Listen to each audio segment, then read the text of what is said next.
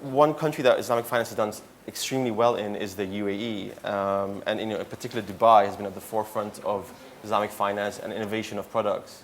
Mr. Adnan, maybe I can turn to you to sort of discuss the success stories of the UAE and Dubai in particular, some of the lessons that can be taken from that. Sure. Bismillah ar-Rahman ar-Rahim. Assalamu alaikum. Good morning, ladies and gentlemen. I think first of all, I just want to set context. I don't have a presentation, so please a round of applause. I have no presentation. You can maybe clap for that, yeah?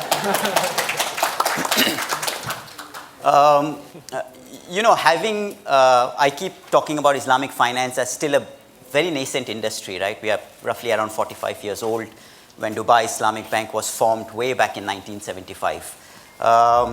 But I think since then, the industry has faced a lot of challenges. And first and foremost was the acceptability of Islamic finance all over the world. I think you spoke about Dubai taking giant leaps and now doing very well in positioning itself as a global Islamic hub. But it was never easy. And I say that because if you look at the population dynamics around the region or the UAE specifically, you will not find a lot of Muslims. Which meant that Islamic finance and Islamic banking was unheard of. So the challenge that industry experts actually faced was, how do you make Islamic finance go into households and make it more acceptable? So I think what we did in the last decade or so was we had to change our positioning. We had to come up with a philosophy that Islamic finance is just not for Muslims. Which is what we did wonderfully well, and today results speak for themselves. But it was to try and bring about innovation and customer convenience, accessibility as key USPs that would differentiate Islamic finance from its conventional counterparts. Because let's make no mistake, right? When anybody wants to do banking, they are not going to be, looking at matching their beliefs. I think what is important is that for every consumer, it first has to meet their expectations in terms of price, in terms of convenience, in terms of product features, USPs, and so on and so forth. So I think rather than trying to position ourselves Islamically, it is very important that we try and position ourselves as a discipline for all. That does not mean that you've got to compromise your Sharia principles. Everything that you do whether you're in Indonesia, in Malaysia, in UAE, in Saudi Arabia, or any other part of the world, you would do it in line with Islamic jurisprudence. But my humble opinion is that you don't need to say it out loud. You do not need to keep saying to potential clients that we are Islamic, we are Islamic, we are Islamic. Nothing is taken away from the fact that you are Islamic. You will always be Islamic. You are based on Islamic Sharia principles. But I think there would be more acceptance and acceptability to your norm if you just position it as a mode of financing that can satisfy the requirements and needs of what consumers are looking for, what corporates are looking for. And if you do that wonderfully well, which is exactly what UAE has done in the last decade or so, Dubai Islamic Bank being on the forefront of that, is positioning yourself to make sure that you are more universally accepted.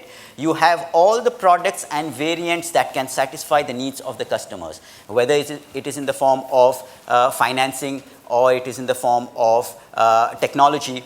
You need to have those, and those are the USPs that you need to talk about, rather than saying that, you know what, you are a Muslim, you have to take Islamic banking, or we are an Islamic bank and it is better than conventional banking. I think we've got to tell today's customer, 25% of the population is millennials, right? If you look at it globally, if you want that section of the population to come and accept Islamic finance, then you need to tell them that, listen, we have a mode of financing that suits your requirements.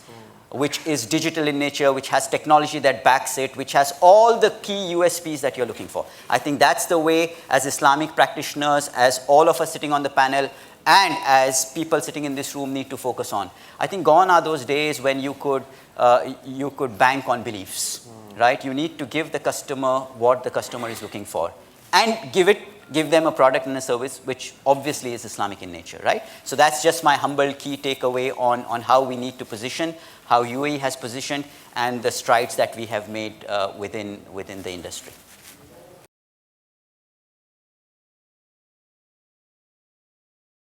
So thank you. That's very interesting insight in terms of differentiating yourself from your conventional counterparts. I think a lot of millennials these days seem very concerned with climate change, green financing, sustainability.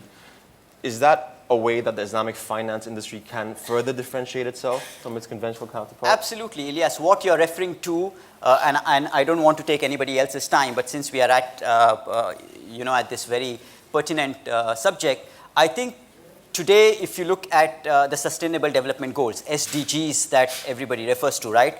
And these are not Islamic SDGs. These are global SDGs. And what do they talk about? They talk about let's change the world, right? So SDGs are everything about changing the world, alleviating poverty, making sure that there is quality education, getting rid of inequality, making sure there's social and economic development. So these are just some of the SDGs that the world is talking about.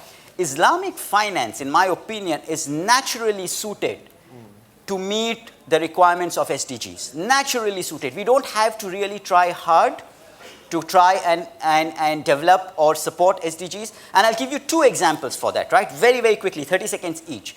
If you look at what Islamic banking talks about, it talks about risk participation. It talks about elevating poverty.